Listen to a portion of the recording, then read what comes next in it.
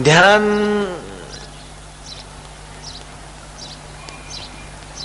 अलग अलग किस्म से करने वाले लोगों को जब अंत में उस सहज ध्यान में आ जाते हैं तब उनको पता चलता कि ध्यान क्या चीज है।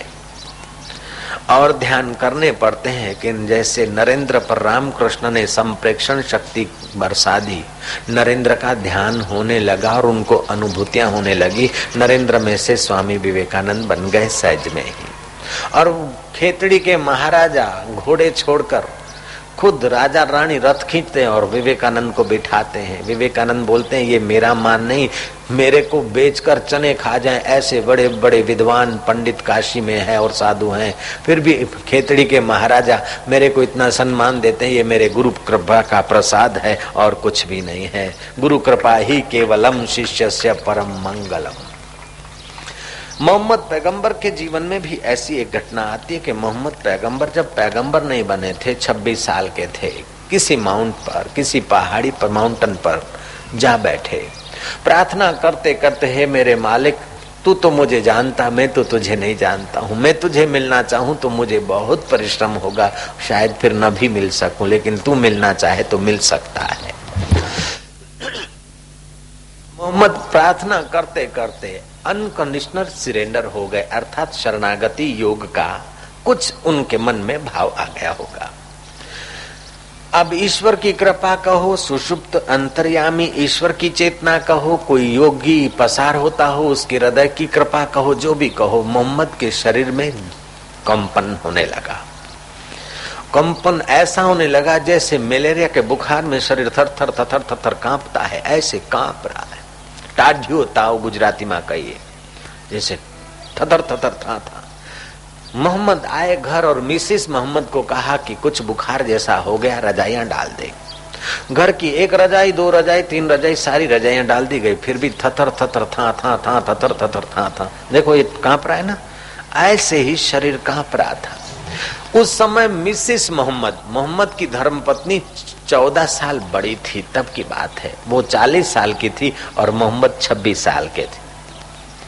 संसद आपको तो ऐसा नहीं हो सकता, जयराम जी की मिसिस संसद 14 साल बड़ी हो, संभव नहीं।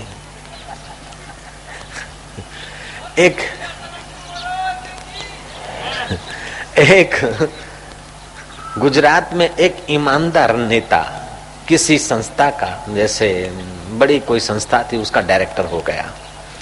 पढ़ा लिखा कम था लेकिन उसकी सच्चाई और कार्यकुशलता से वो डायरेक्टर हो गया। और काका जब डायरेक्टर हो गया तो डायरेक्टर साहब को बंगला मिले, मोटर मिले, टेलीफोन मिले, नौकर मिले, चाकर मिले, ये स्वाभाविक है।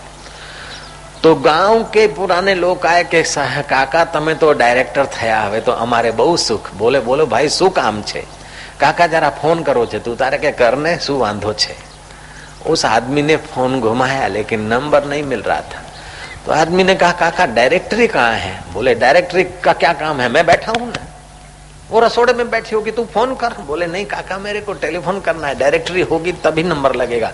बोले ए अभण छे, हूँ तो हाथ चौपड़ी भण्यो छू, पण मारी डायरेक्टरी जे मिसिस छे मारी, ए तो हाव अभण छे। वो काका समझता है डायरेक्टरी माना मेरी पत्नी, मैं डायरेक्टर हूं तो मेरी पत्नी डायरेक्टरी हो गई। मिस्टर संसद, जयराम जी तो बोलना पड़ेगा।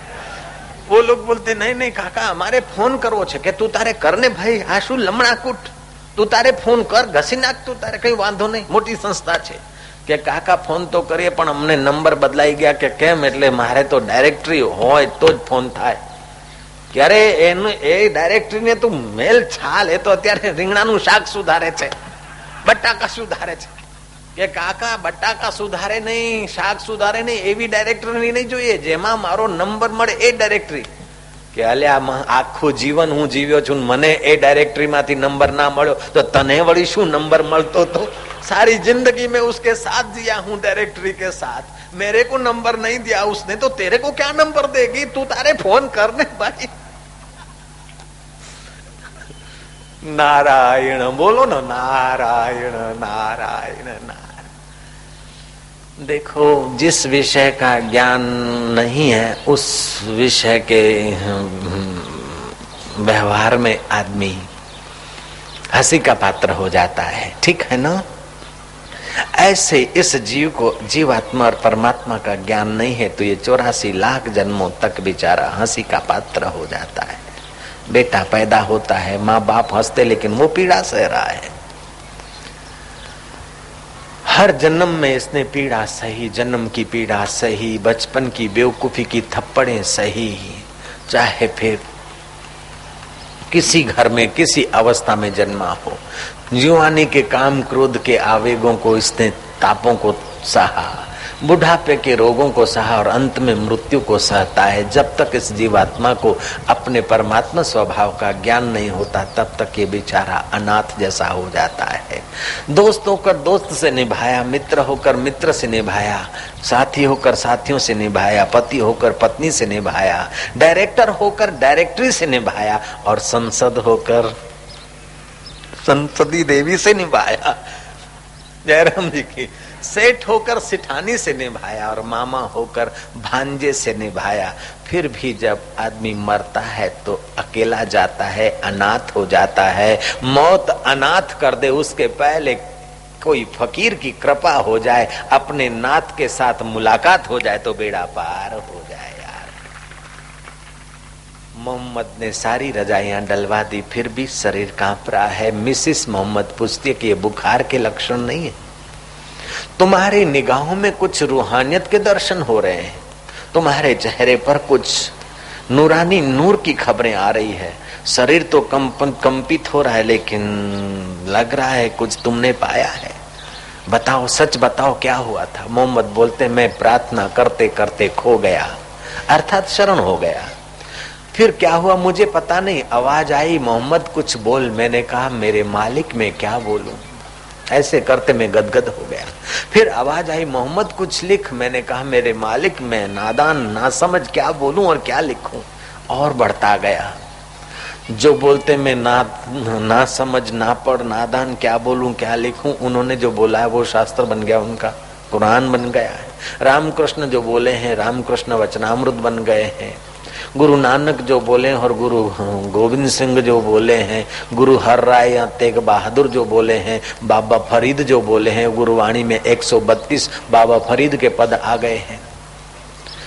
तो मानना पड़ता है कि जब आदमी शरणागति योग ले लेता है तो फिर भगवान उसके द्वारा ऐसा बोलते हैं कि उसकी वाणी शास्त्र बन जाती है। भगवान उसके द्वारा ऐसी चेष्टा करते हैं कि वो महात्मा पुरुष गिना जाता है। महात्मा गांधी, मोहनलाल जी का नाम महात्मा गांधी पड़ गया। गांधी से पूछा गया कि तुम गोल मेज मैदान में इतना